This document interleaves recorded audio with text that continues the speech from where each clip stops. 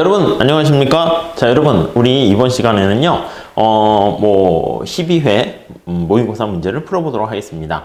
자, 여기는요 우리가 일반균형 파트랑 후생경제학 이렇게 돼 있어요. 시험 문제가 주로 이제 공공재 파트는 매번 한 문제 어떤 시험이든 다 시험에 나오고요.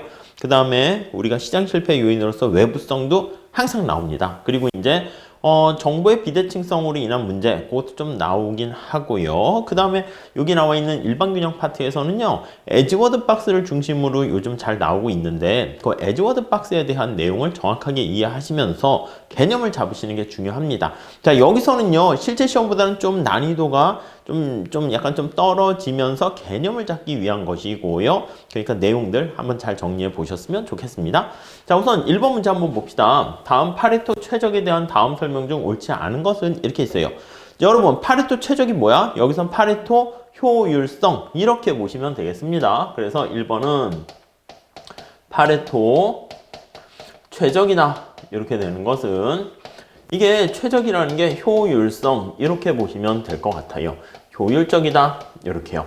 자, 파레토 효율적이라는 개념 어떻게 이해하고 계십니까? 지금보다 내가 낭비 없이 최선을 다하는 건데 이 얘기는 뭐냐면 지금보다 더 나은 상황이 될 수가 없다. 이게 바로 파레토 최적 이 뜻이에요. 무슨 말씀인지 아시겠죠?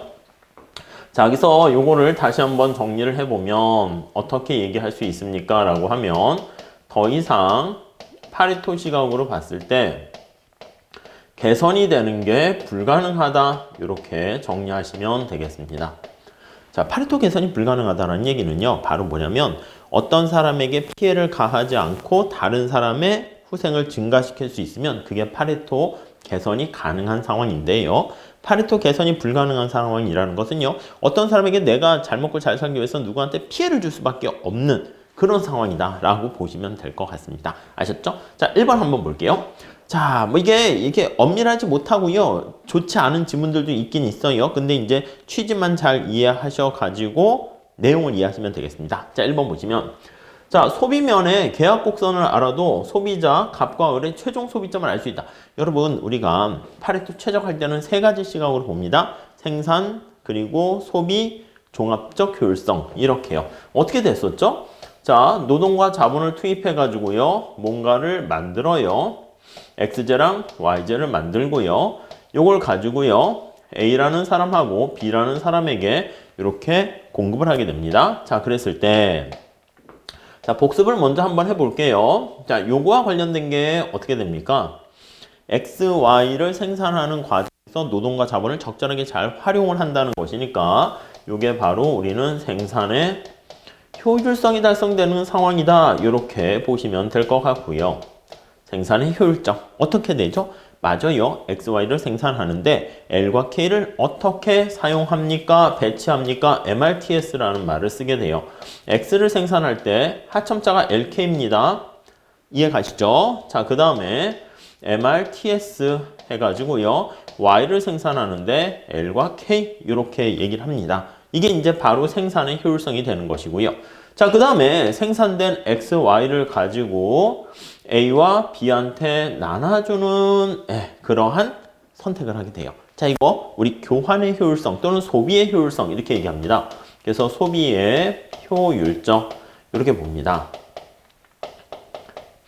자, 그러면 우리가 A, B가 X, Y를 소비하게 되는데 낭비 없이 가장 효율적인 상태는 어떻게 됩니까? 하면 자기가 선호하는 바를 잘 교환을 해가지고 가장 적합한 상황이 돼야 됩니다. 자, 이거요. 우리가 X제랑 Y제를 가지고 A, B가 놀아갖게 되는 거잖아. A 입장에서는 X제, Y제 중에서 너 X제 얼마나 좋아해? 그걸 나타내는 게 MRS죠. 기억나시죠? 자, 그러면 MRS, X, Y가 있고 A가 생각할 때 이렇게 됩니다. 자, 그 다음에 MR, S, X, Y, B가 생각할 때 요거 두 개가 같아질 때가 가장 효율적 이렇게 보시면 돼요. 자, 근데 이것만 얘기하는 게 아니라 조금 더 해야 돼요. 뭘 더 해야 됩니까? 라고 하면은 우리 종합적 효율성까지 달성해야 됩니다. 자, 그래서 종합적인 측면에서의 효율성 이렇게 얘기를 한다라고 하면은 종합적인 측면에서 효율적. 여기 보시면 여러분 우리 경제학에서 최적 선택의 기본 원리는 뭐예요? 경제학의 최적 선택의 최적 선택 기본 원리는 어떻게 됩니까? 기억나세요? 뭐가 최적 선택이죠? 선택할 때 우리 어떤 걸 우리가 가장 바람직한 기준으로 봐요? 경작에서. 한계 원리, 한계 편익과 한계 비용이 같을 때예요. 그러니까 한계 편익과 한계 비용이 같을 때가 우리가 최적 이런 얘기를 한다고요. 자, 그러면 우리가 한계 편익이 MRTS는 한계 편익 아닙니까? 노동에 대한 한계 생산이잖아요. MRS는 편익 아닙니까? XJ에 대한 한계 효용이잖아요. 자, 그래서 이런 것들이 다 편익이야. 근데 우리가 종합적인 전부 다 최적 선택을 하려고 하면은 비용도 고려를 해야 돼. 그렇죠. 여기 편익까지 있잖아. 그러니까 우리가 흐름이 이렇게 가니까 생산에서 소비에서 종합적으로 가려고 하니까 이미 생산에서의 효율성은 달성됐고, 그 다음 소비의 효율성이 됐다라고 하면 이건 됐다라고 우리가 가정을 합시다. 그러면 소비 측면에서 편익에 대한 얘기 있는데 비용에 대한 얘기가 없어요. 그러면 비용에 대한 얘기는 어떻게 할 수 있습니까? 라고 하면 내가 XY를 생산하는데 이거는 거기서 얻게 된 편익이고요. 비용은 X를 생산하는데 들어가는 비용, 한계 비용, 그걸 고려하는 거죠. 그게 MRT라는 거 이해돼 있어. MRT, XY. 한계 비용이에요. MCY분의 MCX니까. 그래서 여기 나와 있는 MRT, 요거는 MRS 똑같잖아. 요 MRS는 상점자 A와 B의 MRS인데 두 개 똑같잖아요. 그러니까 상점차 빼도 돼. 자, 그러면 거기서 더 나가서 여기 나와 있는 MRT랑 똑같다 이렇게 되면 편익 측면이고 비용 측면 해서 종합적 효율성이 달성되는 겁니다. 이렇게 잘 생각하시죠. 자, 그 중에서 우리가 여기 나와 있는 요 소비의 효율성을 가지고요. 소비의 효율성을 가지고 얘기를 좀 더 진행하려고 해요. 1번. 설명이 좀 길어졌는데 소비 측면의 계약 곡선을 알아도, 자, 우리 소비자가 소비를 해요. 여기 보시면 A라는 소비자가 있고요. XJ, YJ 이렇게 있죠. 우리 계약 곡선, 에즈워드 박스 그걸 그리려고 합니다. 자, B라는 소비자는 여기 있어요. 이렇게 해서 이렇게 있습니다. 이쪽에 B라는 사람이 있어요. 자, 소비의 효율성이 달성되는 거 기억나십니까? 맞아요. B의 무차별 곡선이 이렇게 있을 거고요. 그 다음에 A의 무차별 곡선이 이렇게 있을 겁니다. 자, 그랬을 때 이렇게 A와 B가 있는데 그 상태에서 이런 식으로 각각의 무차별 곡선이 접하는 상태를 우리가 뭐라 그런다? 맞아요. 소비의 효율성이 달성된 상태가 되는 것이고요. 여기 나와 있는 것처럼 이거의 접선의 기울기 MRS가 나타내는 건데 MRS가 똑같다라는 거 알 수가 있어요. 자, 다시 정리하면 요거를요 우리가 계약이 체결된 점들을 연결한 곡선이다 해서 계약 곡선 이렇게 얘기를 하게 되는 것이고요. 이 계약 곡선 상은 위에서는 여기요 여기 MRS가 똑같은 점이에요. MRS A가 생각할 때 XY 애지중지하는 정도와 MRS B가 생각할 때 XY 애지중지하는 정도가 똑같다 이렇게 보시면 되겠습니다. 요거 기억나시죠? 다시 한번 정리할게요. 자, MRS 뭐라고 얘기한다고요? A가 봤을 때 X예요, 관심사가 Y가 관심이에요. X가 관심사죠. 그래서 이걸 다른 말로 쓰면 XJ에 대한 한계 효용 그리고 YJ에 대한 한계 효용의 비율이에요. A 이렇게 돼 있고요. 다음 여기도 마찬가지입니다. 여기도 잘 보시면 요게 XJ에 대한 한계 효용 YJ에 대한 한계 효용 요거에 대한 B의 한계 효용 비율 돼서 요거 두 개 같을 때가 최적 이렇게 되는 거예요. 자, 그런데 우리 소비 면에서 계약 곡선을 알았어. 이 위 하얀 색깔 위에는 계약 곡선이라는 걸 알 수 있습니다. 자, 그런데 값과 을의 최종 소비점은 알 수가 없다. 예, 맞습니다. 어떻게 보면 뭐 좋은 문장은 아닌데 여기 나와 있는 것처럼 요 점을 소비할지 요 점을 소비할지 요 점을 소비할지 우리가 계약 곡선 위에서는 다 효율적이고요. 어디를 할지는 알 수가 없다. 예, 그런 뜻입니다. 자, 2번 갑과 을 사이에 자발적인 교환이 이루어지면 두 사람의 후생은 증가하는데 그 이유는 어느 한 사람이 손해를 보는 상황에서는 자발적인 교환이 이루어질 수 없기 때문이다. 그러니까 우리가 계약을 체결할 때 누군가에게 피해를 주면서 다른 사람이 이득을 본다?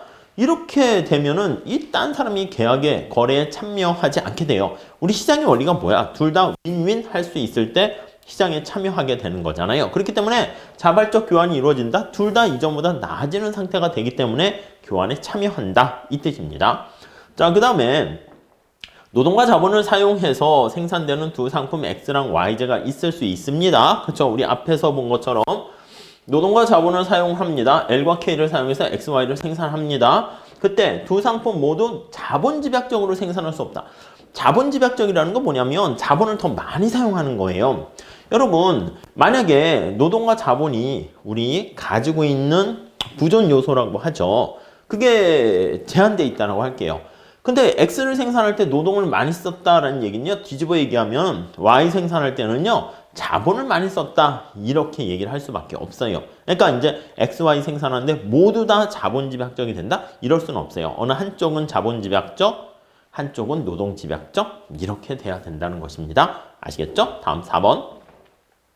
자, 교환의 에즈워드 박스에서 최초의 배분 상태가 주어지게 되면 최적의 그 교환의 최적성은 계약 곡선 위에 어느 점에서도 달성될 수 있다. 네, 맞습니다. 우리가 앞서 요거 나와 있는 것처럼 요 위에 계약 곡선 상에 있는 점들은요 다 효율적인 점이잖아요. 그래서 어느 점에서도 다 달성될 수가 있어요. 그렇기 때문에 1번에 나와 있는 것처럼 최종 소비점이 어떻게 되겠니? 그것까지는 알 수 없다는 거예요. 아시겠죠? 무슨 말씀인지. 네, 그렇게 보시죠. 자, 우리 5번. 뭐 좋은 지문은 아닌데 생산의 최적성이다 라고 하면은요. 주어진 노동과 자본 등 생산 요소가 생산 과정에서 완전 고용, 뭐 일반적으로 완전 고용이라 볼 수도 있어요. 좋은 지문은 아닌데 여기 보시면 최적성이라는 게 뭐라고 그랬습니까? 노동과 자본에 대해서 요게 성립하는 거야. 물론 완전 고용 되는데 완전 고용 됐는데 우리가 비율적으로 그냥 취업만 했다. 이게 완전 고용이죠. 어떻게 보면은. 근데 그게 아니라 적재적소에 자기의 능력을 발휘하는 곳에 생산에 투입되었다. 이랬을 때가 우리가 최적이라는 겁니다. 무슨 말씀인지 아시겠죠? 노동자들고 자본가들도 다 투입이 됐어. XY 생산하는데 고용은 됐단 말이야. 근데 이 조건이 성립이 안 되면 효율적이 아니라는 거죠. 그러니까 우리가 최적성이라는 것은 요게 성립해야 되는 거예요. 효율성은. 자, 그래서 뭐 5번이 띵 이렇게 보시면 되겠고요. 자, 다음에 2번 문제 한번 풀어보도록 하겠습니다. 2번 문제 한번 보시죠. 자, 2번 문제는 다음에 얘는 파레토 최적이 달성되지 못하는 상황에서 파레토 최적이 되기 위한 조정 과정을 설술한 것이다. 다음 중 옳은 것은 우리 앞에서 얘기했습니다. 자, 우리 A번 한번 볼게요. 자, MRS가 다릅니다. MRS 값이 있고요. 근데 MRS는 이제 앞에 있는 XY라고 하면은 XY의 교환 비율인데 주관적인 교환 비율이죠. 무차별 곡선의 접선의 기울기고요. 자, 근데 MRS는 뭐라고 얘기할 수 있어요? 주관적인 교환 비율인데 관심사가 XJ를 소중히 여기는 정도다. 이렇게 생각을 하시면 좀 편하게 접근할 수 있어요. MRS가 그 뜻이죠. 자, 근데 여기 보시면 이렇게 돼 있어. MRS을 해가지고 XY 이렇게 돼 있어요. 제가 수업 시간에 뭐 개백과 김유신 장군이 창과 칼을 교환할 때 어떤 걸 더 좋아하냐 뭐 그런 식으로 얘기를 했었잖아요. 이렇게 되면 XJ를 좋아하는 정도, 소중히 여기는 정도인데 값이 더 커요. 자, 그렇게 되면 어떻게 해야 돼? XJ는 어디 가야 돼요? 갑에게 가야 돼요? 을에게 가야 돼요? 아니요. XJ는 갑을 좋아한다니까. 을은 여기 있는 것처럼 XJ를 YJ를 좋아하는 건데 그렇게 하지 마세요. 그럼 이걸 해석하게 되면 갑은 XJ를 선호한다라는 것을 알 수가 있고요. 을은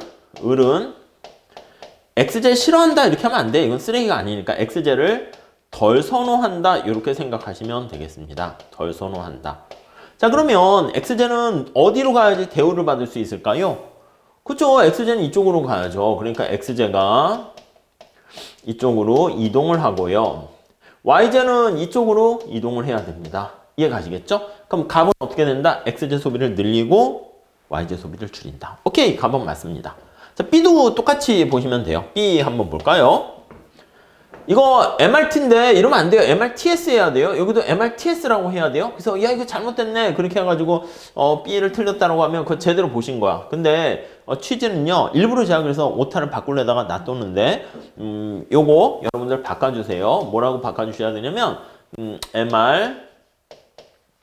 MRTS LK 그래서 X를 생산하는 거야.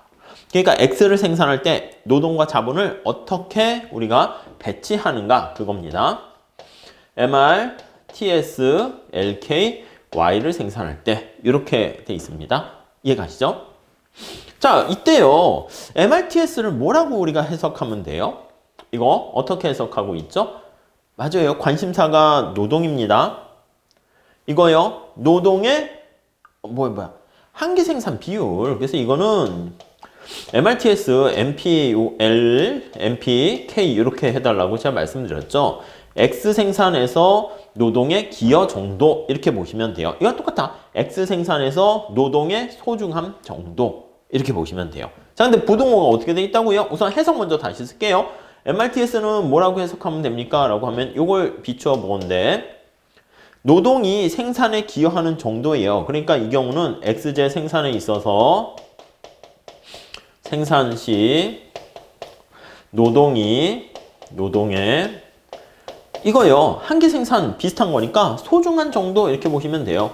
소중한 정도 이렇게 보시면 될 것 같습니다. 자, 그러면 부등호가 어떻게 돼 있어? 이렇게 돼 있어요. 자, 그러면 노동자가 어디서 활약을 합니까? 라고 하면 여기 L이 있잖아요. X보다는 노동은 Y에서 활약을 하고 있다. 이렇게 생각을 하시면 되겠습니다. 이해 가시겠죠? 오케이. 자, 그러면 우리가 얘기했잖아요. 류현진이 축구를 하고 있고 손흥민이 야구를 하고 있어. 그래서 야구인데 손흥민이 좀 약간 호리호리하지만 스피드가 있잖아. 근데 타자로서는 애매하고 투수도 애매해서 그냥 도루 대주자 이런 것만 하는 거야. 속도가 빠르니까 잘못 가 있는 거잖아. 손흥민은 축구 쪽으로 가야 되고 류현진은 야구 쪽으로 가야죠. 공을 세게 잘 던지니까 그쪽으로 가는 게 물론 이제 바꿨는데 더 잘할 수 있어요. 근데 지금 현재 상황을 가정하고 얘기하는 거예요. 그렇기 때문에 여기 보시면 노동이 X에서는 기여하는 정도가 작아요. 노동이 L이잖아, 관심사가. Y에서는 기여하는 정도가 커요. 그럼 노동자들은 어디로 가야 됩니까? 1 가야 되는 거예요. 노동이 이동을 해야 되는 것이고요. 그럼 자본은 어디서 훨씬 더 활약이 큽니까? 하면은 X의 자본의 활약 정도가 큰 거야. 그러니까 무슨 말씀인지 아시겠죠? 앞에서 얘기한 것처럼 둘 다 노동이 클 수는 없어요. 그러니까 노동의 기여도가 X는 작고 뒤집어 얘기하면 자본의 기여도가 큰 거야. 그럼 자본은 이쪽으로 K는 이동을 해야 된다. 이렇게 되는 것을 알 수가 있습니다. 자, 이걸 정리를 해보면 여기 X제 생산에 있어서 노동의 고용량을 줄이고 그죠? X제 생산에 있어서 노동의 고용량을 줄이고 노동은 이쪽으로 가는 거예요. 자본의 고용량을 증가시킨다. 맞는 표현입니다. 오케이. 자, 그 다음에 앞서 본 것처럼 MRT와 MRS 이렇게 나와 있잖아요. 이게 종합적 효율성이잖아요. 자, 그러면 다시 한번 개념 좀 잡아보도록 하시죠. 자, 지금 뭘 말씀드리려고 하는 거냐라고 하면요. 여기 한번 보세요. C번 이렇게 나와 있는데 MRT가 뜻이 뭔가를 잘 기억하셔야 돼. MRT 뭐예요? MRT XY. X 생산에 대한 비용이에요. 이거 잘 한번 느껴보세요. 그래서 원래 X제 생산에 대한 한계 비용 비율이에요. 이거 MCY입니다. 이렇게만 합시다. 이렇게요.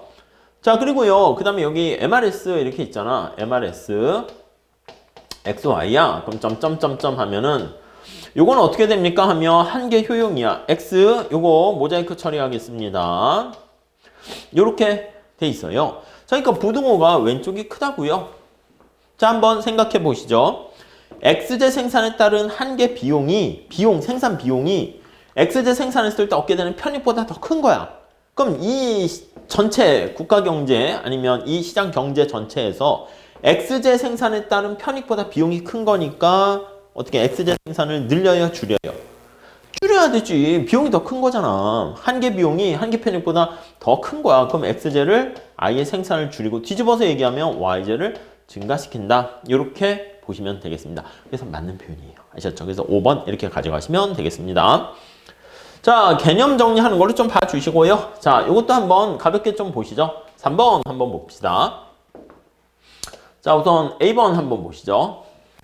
일반 균형과 파레토 최적에 대한 다음 설명 중 옳지 않은 것은 몇 개인가? 이렇게 있어요. 몇 개 좀 치사하긴 한데 A번 보시죠. 일반 균형 분석이란 경제 전체 상호 의존 관계를 감안해서 포괄적으로 여러분 우리 경제 분석을 할 때는 부분 균형 분석이 있고요.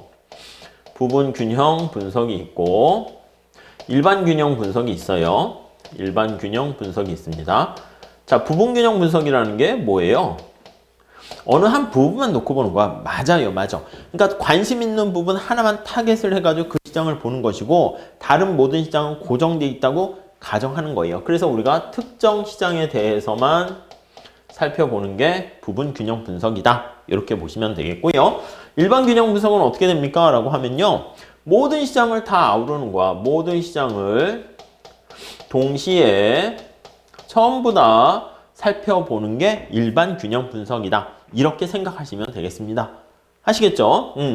자, 그래서 뭐 A번은 뭐 무난한 것 같고요. 다음 B번 볼게요. 에즈워드 상자 그림표에서 그 에즈워드 박스라는 것은요. 우리가 두 사람의 무차별 곡선이라 했으니까 XY라고 보시면 돼. 시장에서 X가 100개 이렇게 있으면 두 사람한테 놀아갖게 돼요. A라는 사람과 B라는 사람이 놀아갖게 됩니다. 자, YZ는 똑같이 100개로 하면 그러니까 50개라고 할까요? 50개. 그러면 이 YZ를 A라는 사람과 B라는 사람이 놀아갖게 됩니다. 이해 가시겠죠? 자, 그래서 박스가 어떻게 생겼습니까? 라고 하면요. 수평축으로 X가 여기서부터 100개 이렇게 있는 거야.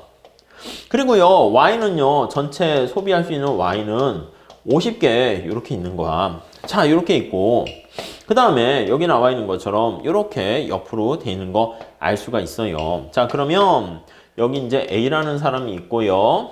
여기 B라는 사람 색깔 다르게 합시다. 이걸로 합시다. B라는 사람이 이렇게 있다라고 할게요. 이해 가시죠? 자, 그러면 두 사람의 무차별 곡선을 그림을 그리는데 이 상자 밖엔 벗어날 수가 없어. 지금 X 생산된 건 100개 생산된 걸 가지고 어떻게 나눠 쓸 것인가 그걸 보는 거지. 그러니까 이 박스 안에서만 선택해야 돼. 이거 선택할래, 이거 선택할래, 뭐 이런 식으로요. 그래서 무차별 곡선이 뭐 이렇게 있다라고 하면 A도 마찬가지입니다. A도 뭐 무차별 곡선이 이렇게 있으면 여기 있으면 접하느냐 이렇게 되는 건 이 밖의 점은 선택할 수가 없습니다. 밖에서 그릴 수 있다? 안 됩니다. 무슨 말씀인지 아시겠죠? 만약에 YZ 생산량이 증가했어. 아니면 XZ 생산량이 증가했어. 100개가 아니라 150개로 이렇게 증가하게 되면 예전엔 이런 점은 선택할 수 없었는데 이렇게 XZ 생산량이 더 증가하잖아요? 그 경제 성장이지. 그래가지고 여기 나와 있는 것처럼 이렇게 박스가 추가적으로 옆으로 쭉 위로는 못 가는 거지. YZ가 50개 그대로 있으니까. 그래서 옆으로 이렇게 길게 가면 이게 바로 뭘 나타낸다? 맞아요. XZ 생산이 이렇게 증가한 게 된 거 이거를 우리가 경제가 성장했다 이렇게 볼 수가 있겠습니다. 네, 이렇게 잘 봐주시면 되겠고요. 자, 그 다음에 여기 한번 봐보시죠. C번 보시죠. 파레토 우위란 어떤 두 배분 상태를 비교할 때 두 사람의 후생이 모두 최고의 만족 수준에 도달. 그러니까 파레토 우위라는 것은 이 둘 다 모든 걸 다 가져가지고 여기 나와 있는 것처럼 100개밖에 없는데 A가 100개를 소비하고 B도 100개 소비 이게 아니야. 그러니까 파레토 효율을 우리가 앞에서 얘기한 것처럼 최적 그 상태 나와 있고 여기서 파레토 우위라는 말을 썼잖아요. 그래서 파레토 열이다, 파레토 우위다 이렇게 얘기하면은요. 파레토 열이 상태 지금 여기 S라는 상태가 있는데 이 상태에서 S-라는 상태로 갔어요. 근데 직관적으로 보면 어느 누구도 반대하지 않았어. 만장일치로 이렇게 S에서 S-로 가는 거에 대해서 찬성을 하게 되면 와 이게 바로 우리는 파레토 개선이다 이렇게 얘기합니다. 자, 이랬을 때 개선됐을 때 이렇게 된 상태를 파레토 열의 상태다 이렇게 얘기하고요. 이렇게 새로운 상태로 갔을 때 더 나은 상태가 된 거죠. before and after 이렇게 간 거야. 이거를 파레토 우월한 우위 상태다 이렇게 보시면 되겠습니다. 그러니까 이제 최고 만족 상태에 도달한 상태는 아니야. 여기서 만약에 또 더 나은 상태가 갈 수가 있어요. 근데 더 나은 상태가 없다. 더 이상 없다. 그러면 이게 이제 바로 파레토 최적 상태. 그러니까 파레토 최적이라는 표현은요. 파레토 최적이란 최고의 만족이 아니라 그거는 더 이상 파레토 개선이 불가능한 그런 상태예요. 그러니까 표현 자체가 조금 애매해요. 그래서 그 정도 봐주시면 되겠습니다. 다음에 D번 볼게요. 여러분 파레토 최적이 달성된다라고 하면은 교환의 최적과 생산의 최적이 달성되면 된다. 이게 이 말은 틀린 건 아닌데 틀렸다는 건 아니고 충분하지 않은 거예요. 모든 측면에서 다 파레토 최적이 달성되려면 교환과 그리고 생산과 또 뭐가 돼야 됩니까? MRTS랑 MRS랑 MRT까지 같아야 돼. 그러니까 종합적 생산물 전체 구성에 대한 종합적 효율성이 달성돼야 된다. 그래서 이것도 좀 약간 불충분해서 D는 틀렸다. 이렇게 보시면 되겠습니다. 자, 2번 볼게요. 파레토 우위가 불가능한 상태를 우리가 파레토 최적이라고 한다. 그렇죠. 파레토 우위가 불가능. 파레토 개선이라고 좀 보통은 표현해요. 이렇게 개선이 되는 상태가 불가능한 그런 것을 우리가 파레토 최적이다 라고 보시면 되겠습니다. 다음에 에즈워드 상자에서 두 사람의 무차별 곡선이 만나는 점은 모두 파레토 최적? 아니요. 우리 에즈워드 박스를 그렸잖아요. 만나는 거랑 그거 오해하시면 안 되는데 접하는 거랑 좀 사실 접하는 것도 만나는 거 아닙니까? 예, 그렇게 볼 수는 있어요. 근데 무차별 곡선이 이렇게 있어요. 그리고 여기 A라는 사람의 무차별 곡선이 이렇게 있습니다. 자, 그러면 이제 뭐 좀 약간 좀 그렇긴 한데 출제하신 교수님께서는 여기에 초점을 맞춘 거야. A점 이렇게 보면 만났잖아. 최적은 아니잖아. 어떤 게 최적입니까? 맞아요. 접해야 돼. 그래서 여기에 나와 있는 점 같은 거 생각해 보세요. 여기 있는 점을 보시면 색깔을 좀 이걸로 할게요. 여기 접했잖아. 이해가시죠? 아니면 여기 또 어느 안쪽에 하나 이렇게 있다라고 할게요. 그럼 그것도 파레토 최적이라니까 색깔을 좀 다른 걸로 표시를 하게 되면 여기요, 요렇게 있거나 요렇게 있거나 그렇게 되면 요런 점들이 우리가 접하는 점들이 바로 파레토 최적이다. 요렇게 되는 것이죠. 이해 가시겠죠? 그래서 그렇게 정리하시면 되겠습니다. 자, 여기서 만난다라는 게 좀 마음에 안 들어요. 접하는 이래야 돼요. 이것도 만난다, 교차한다. 그것도 만나는 거잖아. 그렇죠? 다음 G번 에즈워드 상자에서 소비 계약 곡선상의 모든 점은 두 사람의 두 상품에 대한 한계 기술 아니요. 그 기술이라는 말이 빠지면 좋겠는데 그래서 우리가 이쪽 파트가 MRS, MRTS, MRT 막 등장하니까 정신이 없어가지고 그런 걸 말장난으로 많이 물어보니까 여러분들이 주의해서 보시면 돼요. 기술자가 빠져야 돼요. 한계 대체율이 같을 때 이렇게 보시면 되겠습니다. 자, 그 다음에 우리 4번 한번 문제 좀 풀어보도록 할게요. 자, 4번 한번 보시죠. 자, 4번은 어떻게 돼요? 4번 볼까요? 파레토 교환의 효율성을 나타내는 에즈워드 박스에 대한 서술로 옳지 않은 것은 이렇게 나와 있습니다. 자, 우선 첫 번째 이 에즈워드 박스 안에는 다 선택할 수 있는 거라고 그랬죠? 자, 여기 크게 그릴게요. 이렇게 있고 여기 보면 갑이라는 사람이 이렇게 있습니다. 그리고 여기 이렇게 보면 을이라는 사람이 여기에 위치해 있습니다. 이 박스 안에가 이제 실현 가능한, 배분 가능한 점들을 나타냅니다. 1번, 그건 맞는 거고요. 2번, B와 C점은 파레토 교환의 효율성 기준으로 우열을 판단할 수 없다. B가 어떤 점이에요? B와 C가 어떻게 되어 있습니까? B와 C. B는 저기 보시면 무차별 곡선이 이렇게 해서 이렇게 되어 있습니다. 여기가 B예요. B, C는 어떻게 되어 있습니까? C. 색깔 좀 다르게 할게요. C도 이렇게 해가지고 이렇게 또 돼 있는 상태예요. 여기 접하는 걸로 할까요? 좀 잘 한번 그려봅시다. 맞춰가지고 여기 이렇게 있고 그 다음에 얘도 이렇게 있어. C가 여기 있습니다. 이건 둘 다 비효율적이라니까요. 여러분 이거 이해할 수 있겠어요? 어떤 걸 이해하냐면 이게 각각의 요거 이해되셔야 됩니다. A라는 사람의 여기 갑이라고 했죠? 갑이라는 사람의 효용이고요.